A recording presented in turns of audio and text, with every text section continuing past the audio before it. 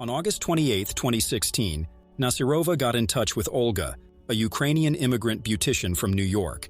She needed an emergency eyelash repair because she was leaving for Mexico the next day. Despite Olga being off that day, Nasyrova persuaded her to meet at her house for the appointment. When she arrived, she brought 3 pieces of cheesecake and convinced Olga to try them.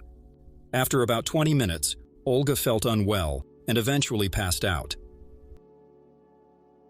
Later on, Olga's neighbor informed the police that he witnessed a woman arriving at the house the next morning, carrying a bowl of chicken soup. The neighbor mentioned that the woman quickly went upstairs to Olga's room, and after some time, he saw the woman coming downstairs, cleaning the bowl, and leaving. As the day progressed without any sign of Olga, the neighbor decided to go up to her room to check on her. According to him, he discovered Olga unconscious in bed, dressed in lingerie. Pills were scattered on the floor, and despite the summer season, the room's heater was turned up to a high setting. The neighbor called for an ambulance, and Olga was admitted to New York Presbyterian Hospital for 3 days. During Olga's hospital stay, a urine analysis and a comprehensive blood count examination were conducted. Both of the tests yielded negative results for illicit substances. Olga's sister Irina, who flew from Ukraine, reported the theft of Olga's belongings to Detective Rogers. It was a call from patrol stating that we have a woman, Olga, who's lying in bed, who appears to be under the influence of something, and she's advising that there are items missing from her bedroom. Then she tells me this tale of how this woman, Viktoria Nasyrova, came to her home. She arrived with what she described as the best cheesecake in New York. She says, "Please have this cheesecake." Olga says, "Okay, I'll try the piece of the cheesecake." Immediately, she felt extremely ill, nauseous, sweaty, dizzy. And she said, "I've never felt like that before. I don't know what was going on." Detective Rogers felt skeptical and questioned the motive behind singling out Olga. He retrieved the cheesecake container and directed his team to secure it as potential evidence for analysis. Detective Rogers attempted to locate Nasyrova, but was unsuccessful. When Olga resumed her work, another customer informed her about an individual with a strikingly similar encounter several months earlier. A New York-based entrepreneur named Ruben Borakov discovered a match on a Russian dating platform who expressed a fondness for cooking.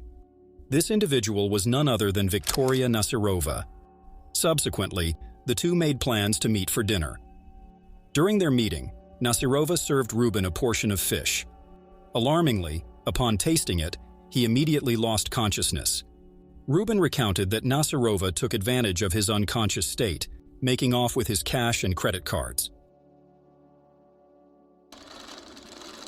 Investigators tackling the New York poisoning cases were unaware of Nasyrova's prior status as a fugitive. In 2014, while Nasyrova resided in Russia, a woman named Alla Alexenko mysteriously vanished.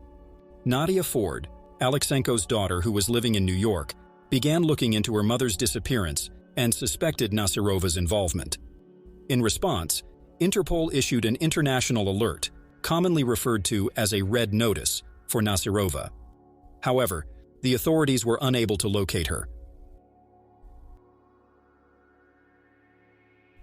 In 2017, Nadia Ford enlisted the services of a private investigator named Herman Weisberg to locate Nasyrova.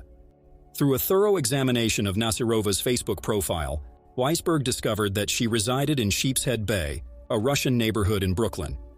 Interestingly, it was just a short distance of 5 or 6 blocks away from Nadia's own location. After conducting a month-long investigation, he successfully determined Nasyrova's exact location. So some killers leave behind DNA, some killers leave behind a fingerprint. What did Viktoria leave behind? A Facebook profile. This particular picture was the most beneficial. She's wearing the Ray-Ban sunglasses again that are mirrored, and she took a great picture for us to see the dashboard of the car. You could see that unique configuration, but more importantly, the stitching on that back headrest. Right, yeah, that's just black leather with a white or light gray stitching on it. It made the car that much more unique to me. In the early hours of March 20th, 2017, Weisberg notified the nearby police about Nasyrova's location. Subsequently, she was apprehended and placed under arrest on the very same day. Following the acquisition of a search warrant for Nasyrova's residence, authorities retrieved numerous handbags, a ring, and several forms of identification that were linked to Olga. When Detective Rogers was informed of Nasyrova's apprehension, he commenced an examination of photographic evidence, which showed items recovered from her residence. When he examined the images of Olga's identification, he noticed a notable similarity between Olga and Nasyrova. He came to the realization that Nasyrova's intention extended beyond mere possessions.